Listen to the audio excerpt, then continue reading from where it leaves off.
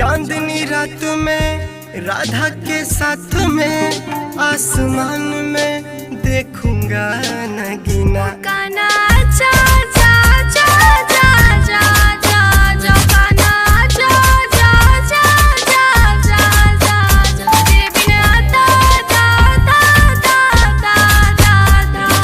राधा तू बन घट आती है, पानी भरने जाती है, छलिया तेरी निगाहें है, तू काट कर चले जाती है, मेरी ये नजर बस तुझ पे टिकी है। काना जा जा जा जा जा जा जा काना जा जा जा जा जा जा जा तेरे बिना दा दा दा दा दा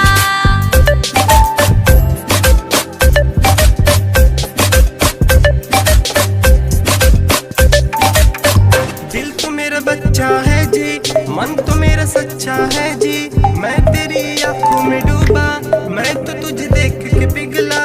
आग में जली है जली है जली, तू दम से निकाली है कली है कली, तुझे बस पाना है पाना है पाना, तू रस से भरी है भरी है भरी।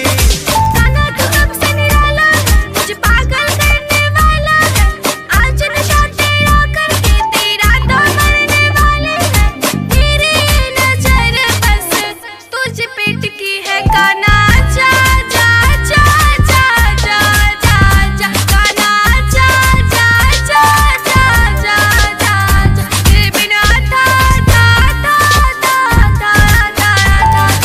राधा तू बन घट आती है, पानी भरने जाती है, छलिया तेरी निगाहें है, तू काट कर चले जाती है, मेरी ये नजर बस तुझ पे टिकी है। काना जा